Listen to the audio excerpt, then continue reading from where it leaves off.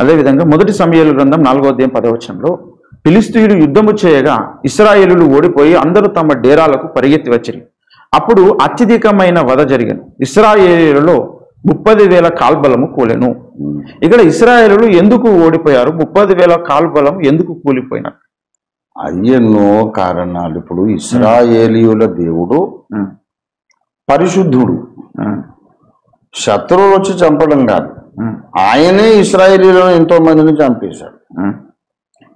తిరుగుబాటు అనే పాపం చేసినందుకు కోరహు సమాజాన్ని చంపేశాడు. మోయాబీయులతో వ్యభిచారం చేసినందుకు వేల మందిని చంపేశాడు సంఖ్యాకాండంలో. ఇలాగా మరి అన్యాగ్ని తీసుకొచ్చినప్పుడు మంట బయలుదేరి ఎంతో మందిని 250 మందిని కాల్చేసింది. కనుక దేవుడు, ఇశ్రాయేలు దేవుడు పరిశుద్ధత కలిగిన వాడు. ఆయన పరిశుద్ధతే ఆయన సన్నిధికి ఎప్పటికీ అనుకోడు. కనుక ఆయా కారణాలను బట్టి ఎప్పుడైతే ఇశ్రాయేలులో తగినంత విశ్వాసము లేదో, విధేయత లేదో, లేక శరీర కార్యాలు ఉన్నాయో, ఎన్నో కారణాలను బట్టి ఆయనే తన ప్రజలకు విరోధం అవుతాడు, శత్రువులకు అప్పగిస్తాడు, చంపేసేయండి. కనుక మనం బేసికల్లీ ఒకటి మనం గమనించాలి అట్లాంటి సందర్భాలను బట్టి ఏంటంటే, దేవుణ్ణి మనం we cannot take too much for granted. We cannot take him for granted.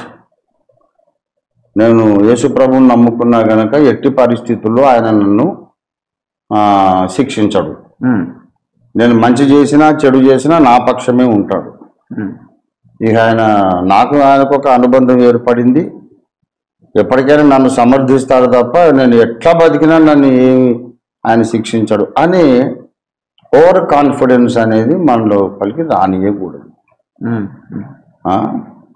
దేవుడు మనల్ని కాపాడడము, మనల్ని సంరక్షించడం అనేది conditional. That we obey him and we honour him, we try to please him all the time. ఆయన్ని సంతోష పెట్టడానికి, ఆయన ఆజ్ఞలకు విధేయులమై నడవడానికి, ఆయన భయము భక్తి కలిగి నడుచుకోవడానికి మనం ప్రతిష్ఠించుకుంటే దేవుడు మన పక్షంగా ఉంటాడు, మన పక్షంగా యుద్ధాలు చేస్తాడు, కాపాడుతాడు.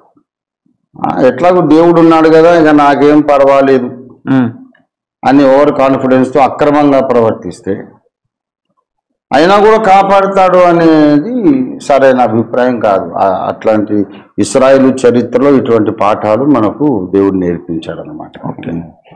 అంటే దేవుడు ఎప్పటికైనా అండర్ ఎనీ సర్కమ్స్టాన్సెస్ నా పక్షమే అనేది, తప్పు చేసినా ఎలాంటి బ్రతికినా మరి దేవుడు ఉన్నాడు, ఆయన విడువని ఎడబాయన అన్నాడు అని చెప్పేసి రోజు వ్యభిచారాలు, నరహత్యలు, దొంగతనాలు చేస్తుంటే శత్రువు అక్కర్లే, ఆయనే వచ్చి చంపుతాడు. ఓకే.